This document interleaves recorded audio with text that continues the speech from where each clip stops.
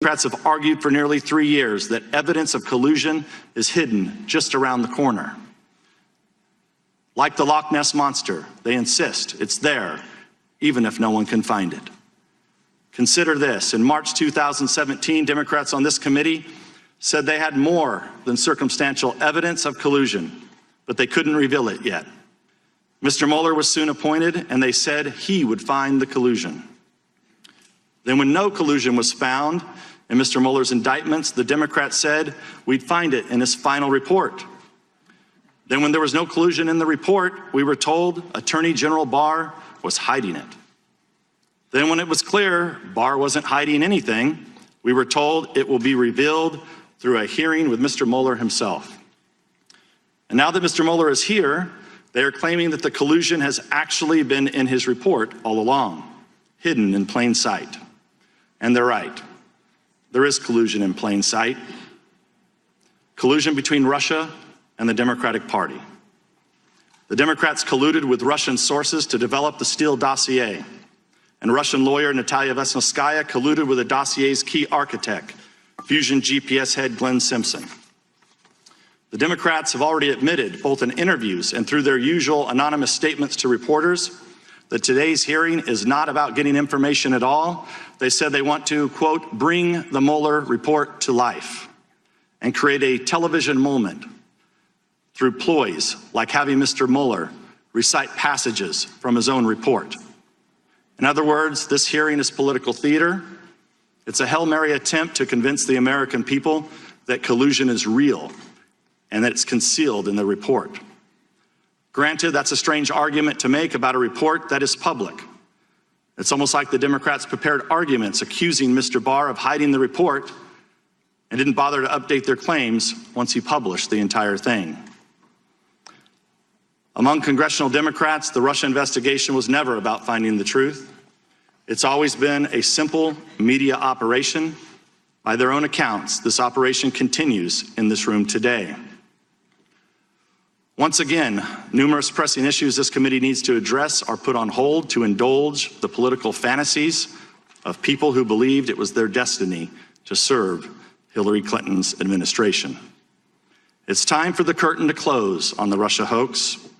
The conspiracy theory is dead. At some point, I would argue, we're going to have to get back to work. Until then, I yield back the balance of my time. To ensure fairness and make sure that our hearing is prompt, I know we got a late start, Director Mueller. The hearing will be structured as follows. Each member of the committee will be afforded 5 minutes to ask questions, beginning with the chair and ranking member. As chair, I will recognize thereafter in alternating fashion and descending order of seniority members of the majority and minority.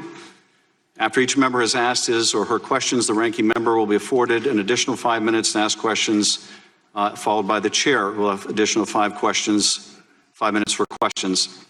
The ranking member and the chair will not be permitted to delegate or yield our final round of questions to any other member. After 6 members of the majority and 6 members of the minority have concluded their 5-minute rounds of questions, we'll take a 5 or 10-minute break that we understand you've requested before resuming the hearing with Congressman Swalwell starting his round of questions.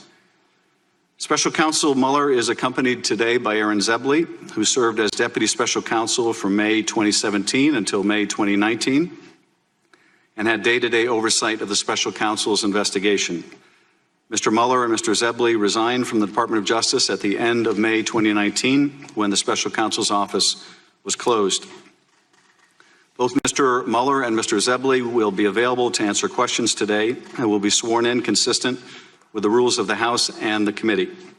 Mr. Mueller and Mr. Zebley's appearance today before the committee is in keeping with the committee's longstanding practice of receiving testimony from current or former Department of Justice and FBI personnel regarding open and closed investigative matters. As this hearing is under oath and before we begin your testimony, Mr. Mueller and Zebley, would you please rise and raise your right hands to be sworn?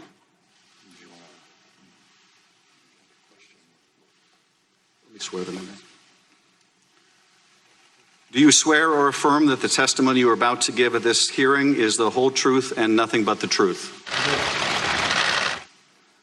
Thank you. The record will reflect that the witnesses have been duly sworn. Ranking member. Thank you, Mr. Chair. I just want to clarify that this is highly unusual for Mr. Zelby to be sworn in. We're here to ask Director Mueller questions. He's here as counsel. Our side is not going to be directing any questions to Mr. Zebley, and we have concerns about his prior representation of the Hillary Clinton campaign aide. So I just want to voice that concern that we do have, and we will not be addressing any questions to Mr. Zebley today. I thank the ranking member. I realize, as you probably do, Mr. Zebley, that there is an angry man down the street who's not happy about your being here today. But it is up to this committee and not anyone else who will be allowed to be sworn in and testify. And you are welcome as a private citizen to testify, and members may direct their questions to whoever they choose. With that, Director Mueller, you are recognized for any opening remarks you'd like to make. Good afternoon, Chairman Schiff, Ranking Member Nunes, and members of the committee. I testified this morning before the House Judiciary Committee. I ask that the opening statement I made before that committee be incorporated into the record here. Without objection, Director. I understand that this committee has a unique jurisdiction and that you are interested in further understanding the counterintelligence implications of our investigation. So let me say a word about how we handled the potential impact of our investigation on counterintelligence matters. As we explained in our report, the special counsel regulations effectively gave me the role of United States Attorney. As a result, we structured our investigation around evidence for possible use in prosecution of federal crimes. We did not reach what you would call counterintelligence conclusions. We did, however, set up processes in the office to identify and pass counterintelligence information onto the FBI. Members of our office periodically briefed the FBI about counterintelligence information. In addition, there were agents and analysts from the FBI who were not on our team, but whose job it was to identify counterintelligence information in our files and to disseminate that information to the FBI. For these reasons, questions about what the FBI has done with the counterintelligence information obtained from our investigation should be directed to the FBI. I also want to reiterate a few points that I made this morning. I am not making any judgments or offering opinions about the guilt or innocence in any pending case. It is unusual for a prosecutor to testify about a criminal investigation, and given my role as a prosecutor, there are reasons why my testimony will necessarily be limited. First, public testimony could affect several ongoing matters. In some of these matters, court rules or judicial orders limit the disclosure of information to protect the fairness of the proceedings. And consistent with longstanding Justice Department policy, it would be inappropriate for me to comment in any way that could affect an ongoing matter. Second, the Justice Department has asserted privileges concerning investigative information and decisions, ongoing matters within the Justice Department, and deliberations within our office. These are Justice Department privileges that I will respect. The Department has released a letter discussing the restrictions on my testimony. But I therefore will not be able to answer questions about certain areas that I know are of public interest. For example, I am unable to address questions about the opening of the FBI's Russia investigation, which occurred months before my appointment, or matters related to the so-called Steele dossier. These matters are the subject of ongoing review by the Department. Any questions on these topics should therefore be directed to the FBI or the Justice Department. Third, as I explained this morning, it is important for me to adhere to what we wrote in our report. The report contains our findings and analysis and the reasons for the decisions we made. We stated the results of our investigation with precision. I do not intend to summarize or describe the results of our work in a different way in the course of my testimony today. And as I stated in May, I also will not comment on the actions of the Attorney General or of Congress. I was appointed as a prosecutor, and I intend to adhere to that role and to the department's standards that govern. Finally, as I said this morning, over the course of my career, I've seen a number of challenges to our democracy. The Russian government's efforts to interfere in our election is among the most serious, and I am sure that the committee agrees.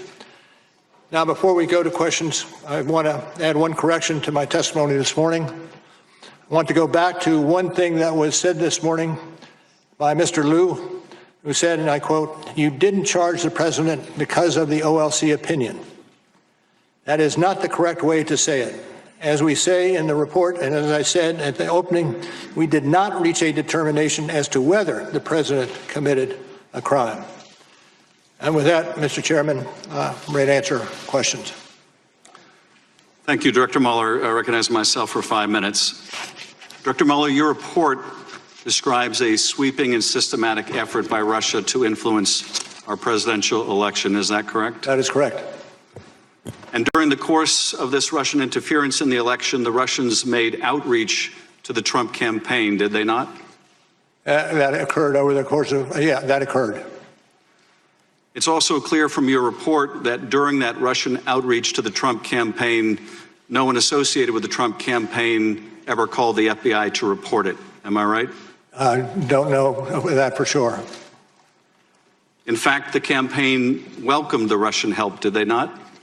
I think we report in the report indications that occurred. Yes.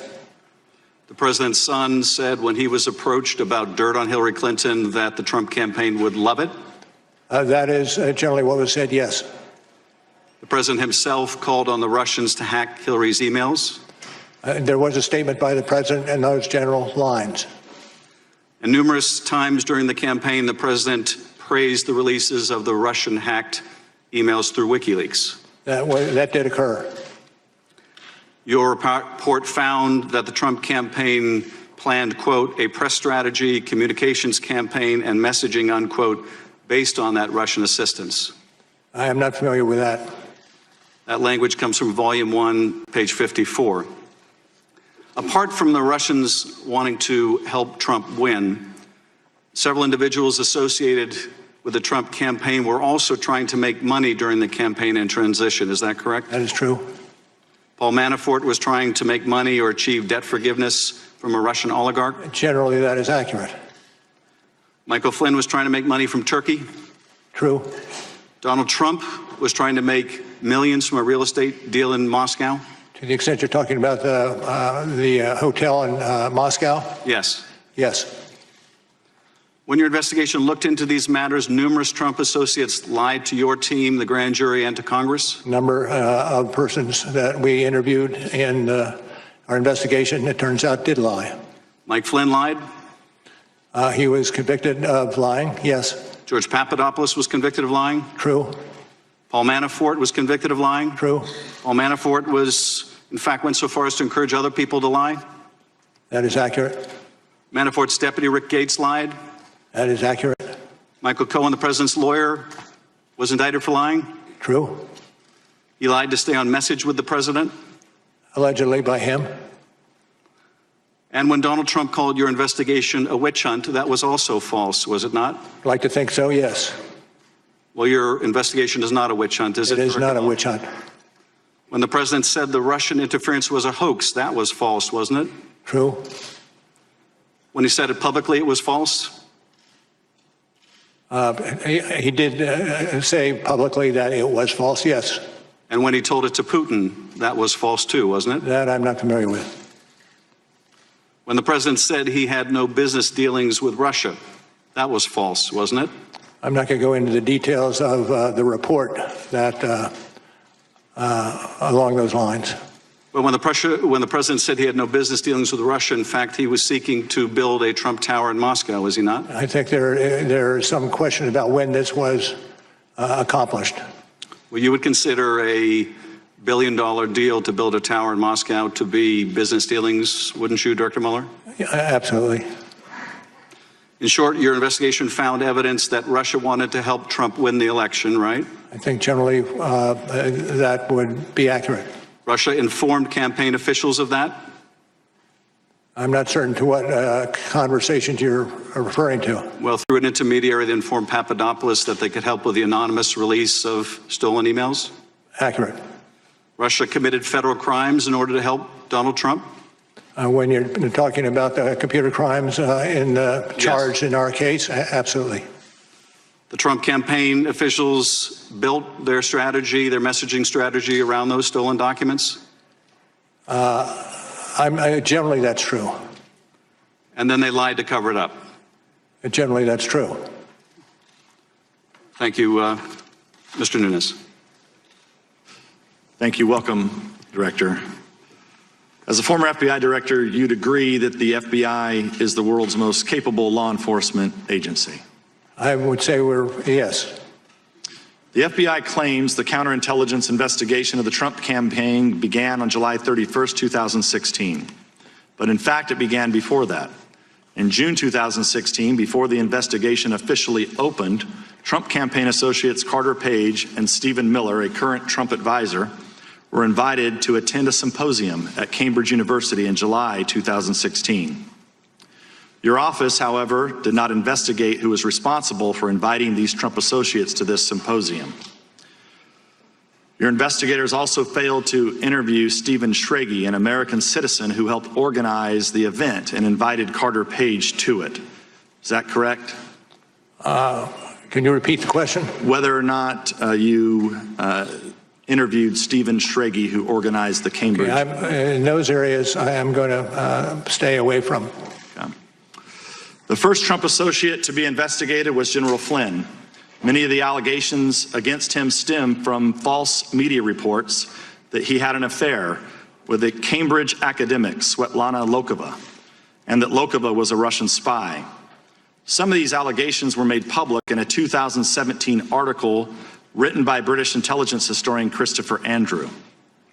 Your report fails to reveal how or why Andrew and his collaborator, Richard Dearlove, former head of Britain's MI6, spread these allegations. And you failed to interview Svetlana Lokova about these matters. Is that correct? I'm not going to get into those matters to which you refer. You had a team of 19 lawyers, 40 agents, and an unlimited budget, correct, Mr. Mueller? I would not say we had an unlimited budget.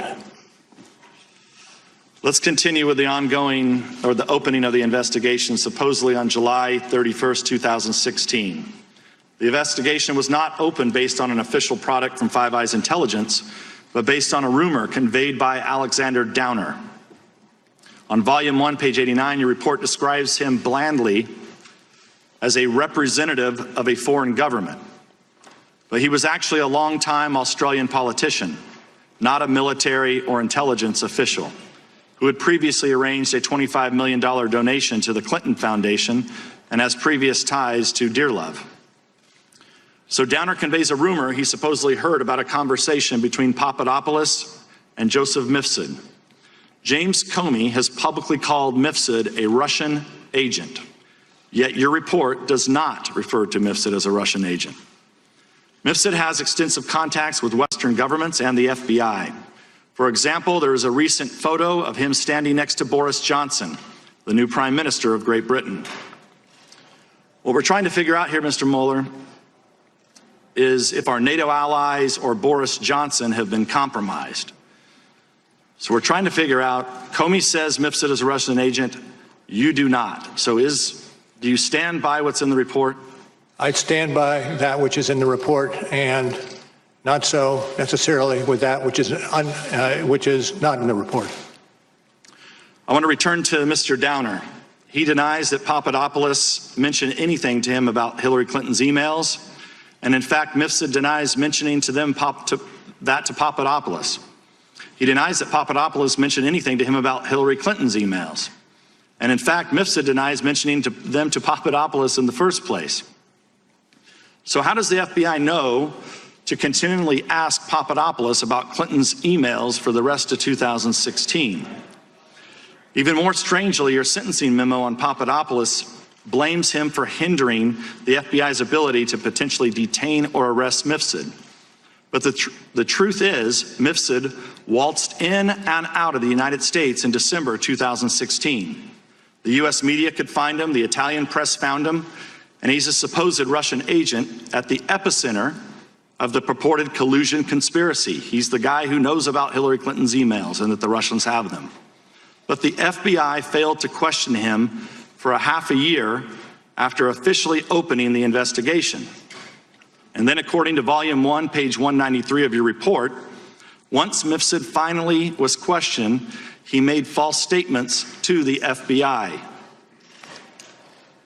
But you declined to charge him. Is that correct? You did not indict Mr. Mifsud? Well, I'm not going to speak to the series of happenings as you articulated them. But you did not indict Mr. Mifsud? Time of the gentleman has expired.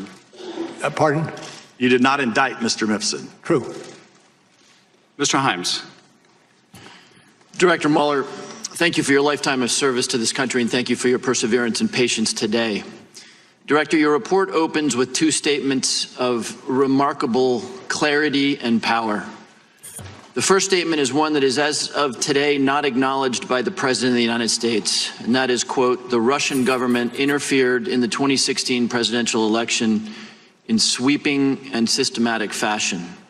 The second statement remains controversial amongst members of this body, same page on your report, and I quote, the Russian government perceived it would benefit from a Trump presidency and worked to secure that outcome. Do I have that statement right? I believe so. Director Mueller, this attack on our democracy involved, as you said, two operations. First, a social media disinformation campaign. This was a targeted campaign to spread false information on places like Twitter and Facebook. Is that correct? That's correct. Facebook estimated, as per your report, that the Russian fake images reached 126 million people. Is that correct? I believe that's the sum that we record. Director, who did the Russian social media campaign ultimately intend to benefit? Hillary Clinton or Donald Trump? Donald Trump. The second operation, Director... Let me just say Donald Trump, but there were instances where Hillary Clinton was subject to much the same behavior. The second operation in the Russian attack was a scheme, what we call the hack and dump, to steal and release hundreds of thousands of emails from the Democratic Party and the Clinton campaign. Is that a fair summary? That is. Did your investigation find that the releases of the hacked emails were strategically timed to maximize impact on the election? I'd have to refer you to our report on that question. Page 36, I quote, the release of the documents was designed and timed to interfere with the 2016 U.S. presidential election. Mr. Mueller, which presidential candidate was Russia's hacking and dumping operation designed to benefit, Hillary Clinton or Donald Trump? Mr. Trump. Mr. Mueller, is it possible that this sweeping and systematic effort by Russia actually had an effect on the outcome of the presidential election? Those issues are being or have been investigated by other entities. 126 million Facebook impressions, fake rallies, attacks on Hillary Clinton's health. Would you rule out that it might have had some effect on the election? I'm not going to speculate. Mr. Mueller, your report describes a third avenue of attempted Russian interference. That is the numerous links and contacts between the Trump campaign and individuals tied to the Russian government. Is that correct?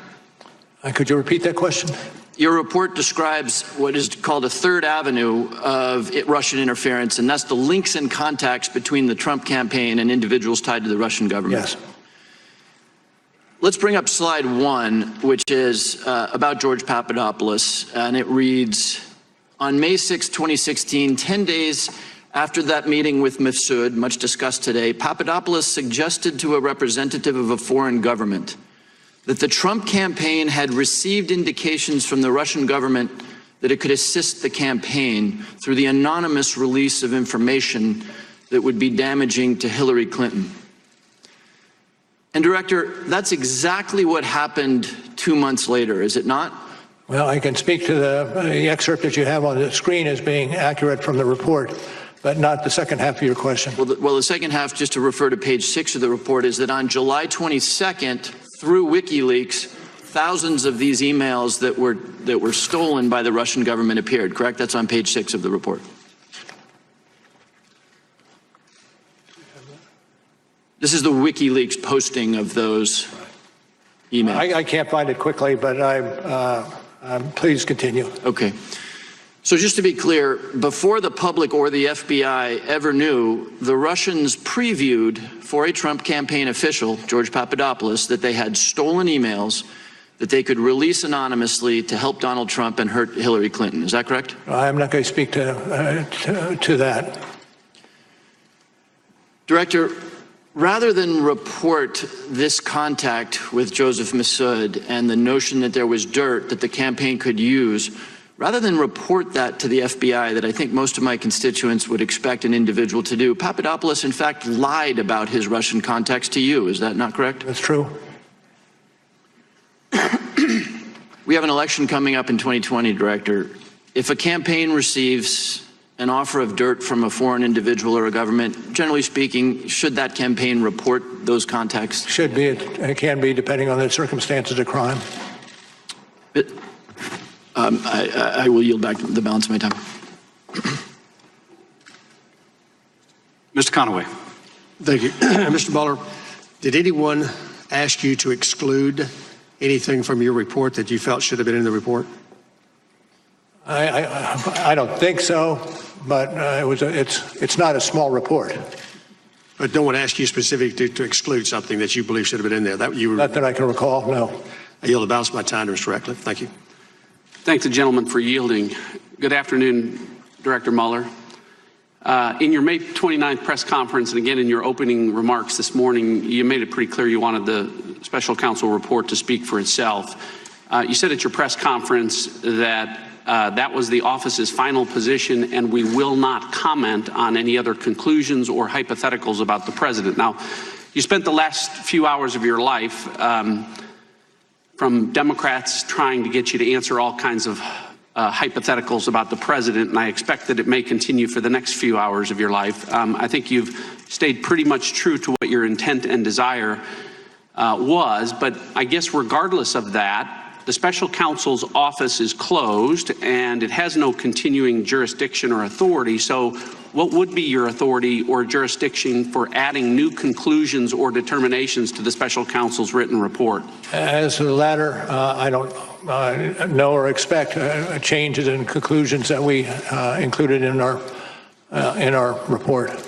So to that point, you addressed one of the issues that I needed to, which was from your testimony this morning, which some construed as a change to the written report. You talked about the exchange that you had with Congressman Lieu. I wrote it down a little bit different. I want to ask you about it so that the record's perfectly clear. I recorded that he asked you, quote, the reason you did not indict Donald Trump is because of the OLC opinion stating you cannot indict a sitting president, to which you responded, that is correct. That response is inconsistent. I think you'll agree with your written report. I want to be clear that it is not your intent to change your written report. It is your intent to clarify the record to that. As I started today, this afternoon, and added either a footnote or an endnote, what I wanted to clarify is the fact that we did not make any determination with regard to culpability in any way. We did not start that process down the road. Terrific. Thank you for clarifying the record. A stated purpose of your appointment as special counsel was to ensure a full and thorough investigation of the Russian government efforts to interfere in the 2016 presidential election. As part of that full and thorough investigation, what determination did the special counsel office make about whether the Steele dossier was part of the Russian government efforts to interfere in the 2016 presidential election? Again, when it comes to Mr. Steele, I defer to the Department of Justice. Well, first of all, Director, I very much agree with your determination that Russia's efforts were sweeping and systematic. I think it should concern every American. That's why I want to know just how sweeping and systematic those efforts were. I want to find out if Russia interfered with our election by providing false information through sources to Christopher Steele about a Trump conspiracy that you determined didn't exist? Well, again, I'm not going to discuss the issues with regard to Mr. Steele. And in terms of a portrayal of the conspiracies, we returned 2 indictments in the computer crimes arena, one GRU and another active measures in which we lay out in excruciating detail I understand what occurred in those 2 and I agree rather with, large conspiracies. I agree with respect to that, but why this is important is an application and 3 renewal applications were submitted by the United States government to spy or surveil on Trump campaign Carter associate, or Carter Page, and on all 4 occasions, the United States government submitted the Steele dossier as a central piece of evidence with respect to that. Now, the basic premise of the dossier, as you know, was that there was a well-developed conspiracy of cooperation between the Trump campaign and the Russian government, but the special counsel investigation didn't establish any conspiracy, correct? Well, what I can tell you is that the events that you are characterizing here now is part of another matter that is being handled by the Department of Justice. But you did not establish any conspiracy, much less a well-developed one. Again, I pass on answering that question. The special counsel did not charge Carter Page with anything, correct? Special counsel did not. All right. My time has expired. I yield back. Ms. Sewell. Director Mueller, I'd like to turn your attention to the June 9th, 2016 Trump Tower meeting. Slide 2, which should be on the screen now, is part of an email chain between Donald Trump Jr. and a publicist representing the son of a Russian oligarch. The email exchange ultimately led to the now infamous June 9th, 2016 meeting. The email from the publicist to Donald Trump Jr. reads in part, "The Crown Prosecutor of Russia offered to provide the Trump campaign with some official documents and information that would incriminate Hillary in her dealings with Russia and is a part of Russia and its government's support of Mr. Trump." In this email, Donald Trump Jr. is being told that the Russian government wants to pass along information which would hurt Hillary Clinton and help Donald Trump. Is that correct? That's correct. Now, Trump Jr.'s response to that email is slide 3. He said, and I quote, "If it is what you say, I love it, especially later in the summer." Then Donald Jr. Invited senior campaign officials, Paul Manafort and Jared Kushner, to the meeting, did he not? He did. This email exchange is evidence of an offer of illegal assistance, is it not? I cannot adopt that characterization. But isn't it against the law for a presidential campaign to accept anything of value from a foreign government? Generally speaking, yes, but generally the cases are unique. Well, you say in page 184 in volume 1 that the federal campaign finance law broadly prohibits foreign nationals from making contributions, et cetera. And then you say that foreign nationals may not make a contribution or donation of money or anything of value. It says clearly in the report itself. Yeah, thank you. Now, let's turn to what actually happened at the meeting.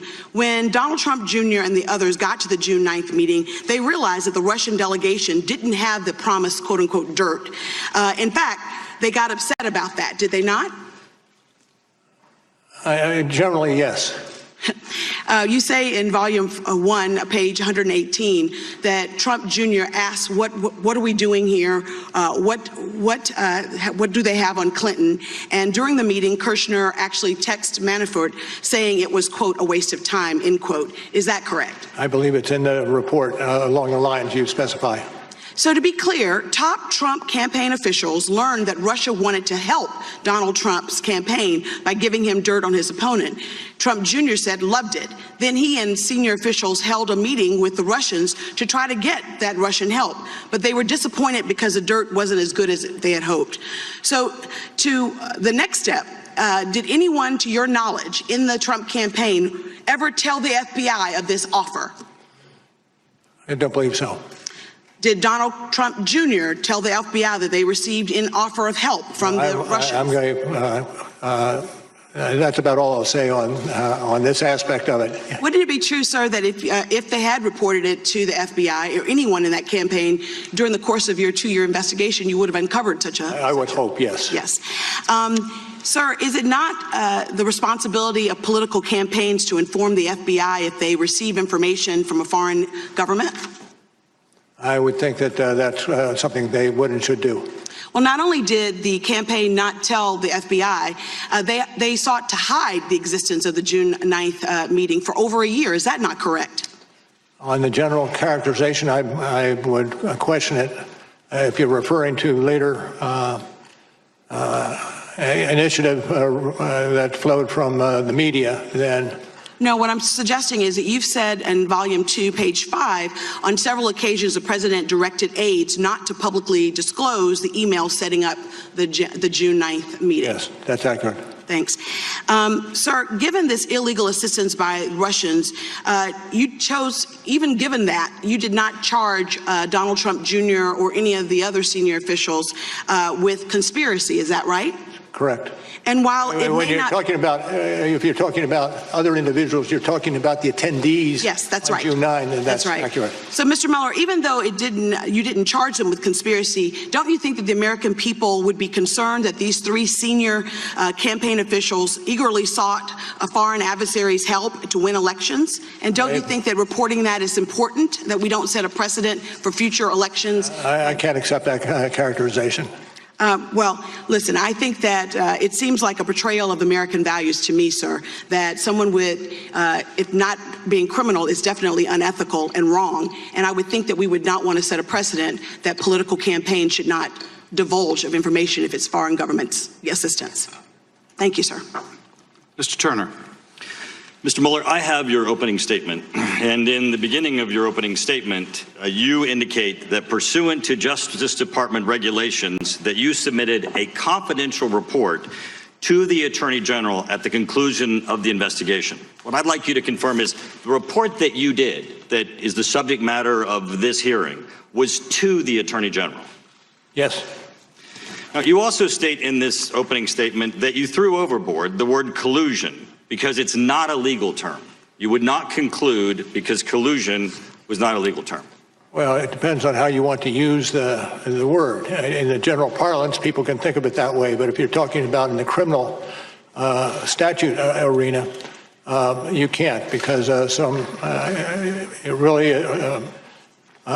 is much more aptly and accurately described as conspiracy. Right, so in your words are, it's not a legal term, so you didn't put it in your conclusion, correct? That's what your opening That's statement correct. says. Mr. Mueller, I want to talk about your powers and authorities. Now, the Attorney General and the appointment order gave you powers and authorities that reside in the Attorney General.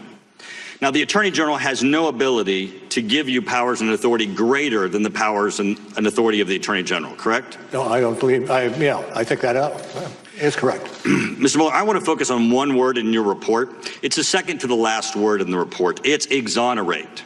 The report states, accordingly, while this report does not conclude that the president committed a crime, it does not exonerate him. Now, in the judiciary hearing, in your prior testimony, you've already agreed with Mr. Radcliffe that exonerate is not a legal term, that there is not a legal test for this. So I have a question for you, Mr. Mueller. Mr. Mueller, does the Attorney General have the power or authority to exonerate? Now, what I'm putting up here is the United States Code. This is where the Attorney General gets his power, and the Constitution and the annotated cases of these, which we've searched. We even went to your law school, because I went to Case Western, but I thought maybe your law school teaches it differently. And we got the criminal law textbook from your law school. Mr. Mueller, nowhere in these, because we had them scanned, is there a process or description on exonerate. There's no office of exoneration at the Attorney General's office. There's no certificate at the bottom of his desk. Mr. Mueller, would you agree with me that the Attorney General does not have the power to exonerate? I'm going to pass on that. Why? Because it embroils us in a legal discussion, and I'm not prepared to do a legal discussion in that arena. Well, Mr. Mueller, you would not disagree with me when I say that there is no place that the Attorney General has the power to exonerate, and he's not been given that authority. You would not. Again, I'm not going to. I take your question. Great. Well, the one thing that I guess is that the Attorney General probably knows that he can't exonerate either. And that's the part that kind of confuses me.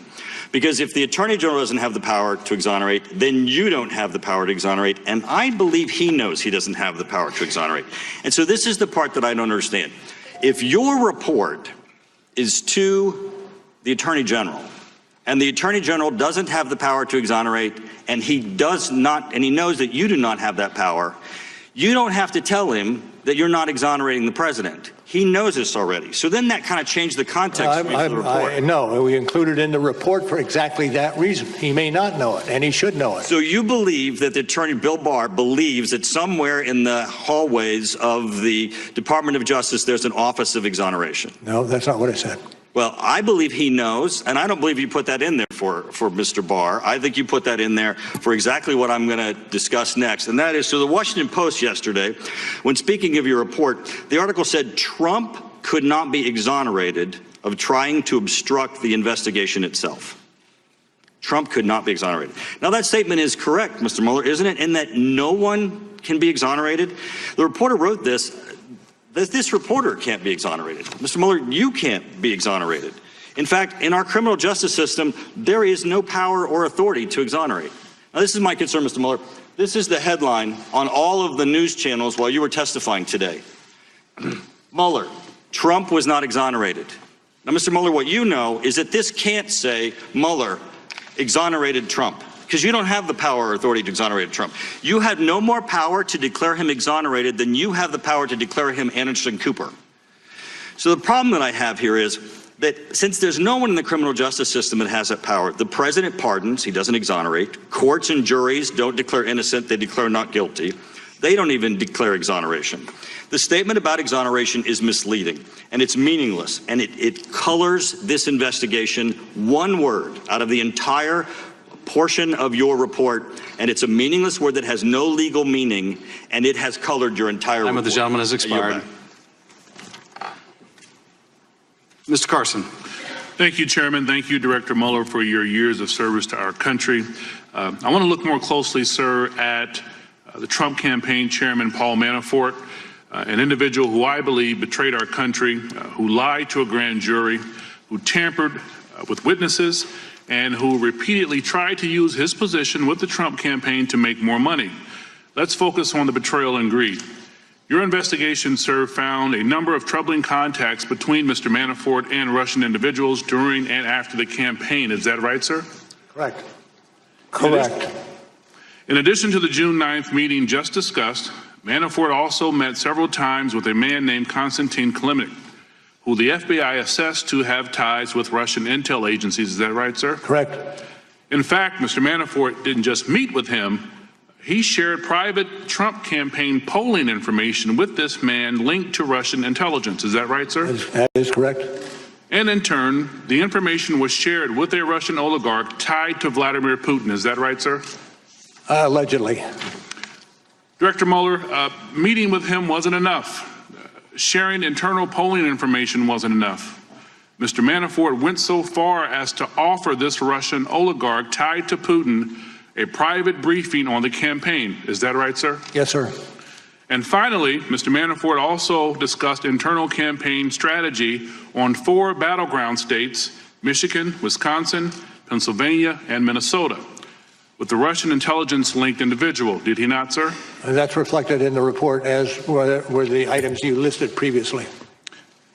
Director Mueller, based on your decades of years of experience at the FBI, would you agree, sir, that it creates a national security risk when a presidential campaign chairman shares private polling information on the American people, private political strategy related to winning the votes of the American people, and private information about American battleground states with a foreign adversary?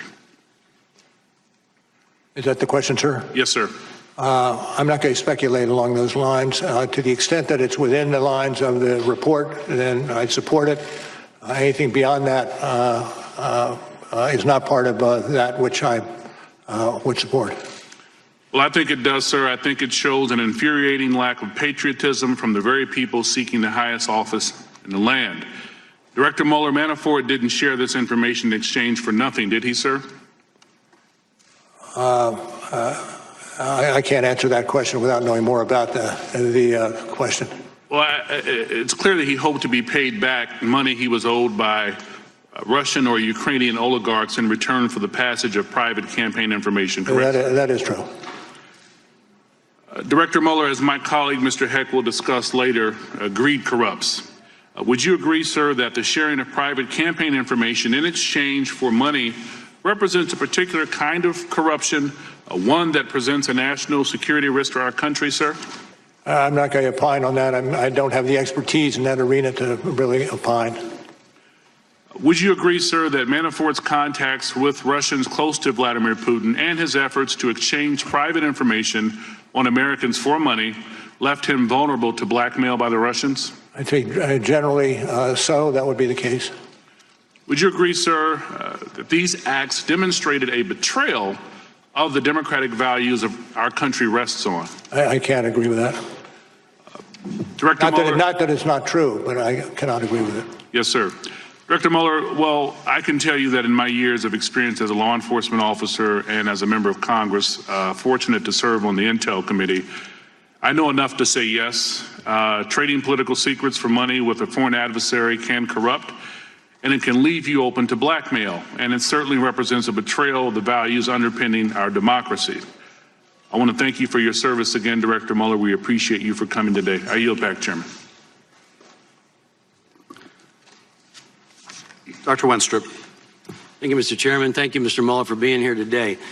Mr. Mueller, is it accurate to say your investigation found no evidence that members of the Trump campaign were involved in the theft or publication of Clinton campaign-related emails? Yeah. Can you read, or can you repeat the question? Is it accurate to say your investigation found no evidence that members of the Trump campaign were involved in the theft or publication of the Clinton campaign-related emails? I don't know. I don't know what they. Well, Volume 1, page 5, the investigation did not establish that members of the Trump campaign conspired or coordinated with the Russian government in its election interference activities. So it would therefore be inaccurate, based on this, to describe that finding as open to doubt, that finding being that a Trump campaign was involved with theft or publication of the Clinton campaign emails. Are you following that, sir? I do believe I'm following it, but it is that portion of that matter, it does not fall within our jurisdiction or fall within our investigation. Well, based on what your report says, Volume 1, page 5, I just want to be clear that open to doubt is how the committee Democrats described this finding in their minority views to of our 2018 report. And it kind of flies in the face of what you have in your report. But so is it accurate also to say the investigation found no documentary evidence that George Papadopoulos told anyone affiliated with the Trump campaign about Joseph Mifsid's claims that the Russians had dirt on candidate Clinton? Let me turn that over to Mr.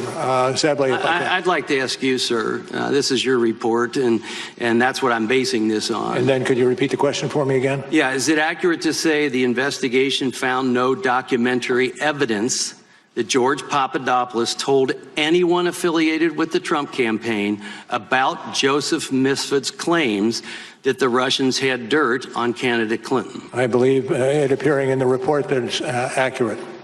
Okay, so in the report, it says no documentary evidence that Papadopoulos shared this information with the campaign. It's therefore inaccurate to conclude that by the time of the June 9, 2016 Trump Tower meeting, quote, the campaign was likely already on notice via George Papadopoulos' contact with Russian agents that Russia, in fact, had damaging information on Trump's opponent. Would you say that that is inaccurate to say that it's likely already on? I could direct you to the report.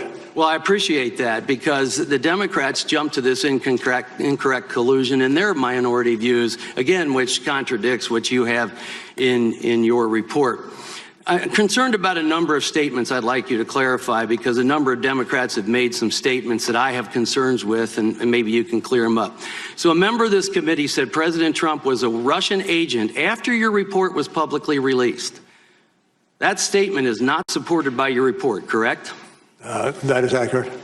It's not supported. Multiple Democrat members have asserted that Paul Manafort met with Julian Assange in 2016 before WikiLeaks released DNC emails implying Manafort colluded with Assange. Because your report does not mention finding evidence that Manafort met with Assange, I would assume that means you found no evidence of this meeting. Is that assumption correct? I'm not certain I agree with that assumption. But you make no mention of it in your report. Would you agree with that? Yes, I would agree with that. Okay, Mr. Mueller, does your report contain any evidence that President Trump was enrolled in the Russian system of Compromat as a member of this committee once claimed? Well, what I can speak to is information and evidence that we picked up as the special counsel, and I think that's accurate as far as it goes. Thank you. I appreciate that. So let's go for a second to scope. Did you ask the Department of Justice to expand the scope of the special counsel's mandate related to August 2nd, 2017 or August 20th, 2017 scoping memoranda? Well, without looking at the memoranda, I could not answer that. Well, let me ask you, did you ever make a request to expand your office's mandate at all? Generally, yes. And was that ever denied? I'm not going to speak to that. It goes to internal deliberations. Well, I'm just trying to understand process. Does expanding the scope come from the acting attorney general or Rosenstein, or does it come from you, or can it come from either? I'm not going to discuss any other alternatives. Thank you, Mr. Mueller. Ms. Spear. Thank you, Mr. Chairman. Mr. Mueller, I think I can say without fear of contradiction that you're the greatest patriot in this room today, and I want to thank you for being here. Thank you. You said in your report, and I'm going to quibble with your words, that the Russian intervention was sweeping and systematic. I would quibble with that because I don't think it was just an intervention. I think it was an invasion. And I don't think it was just sweeping and systematic. I think it was sinister and scheming. But having said that, one of my colleagues earlier here referred to this Russian intervention as a hoax.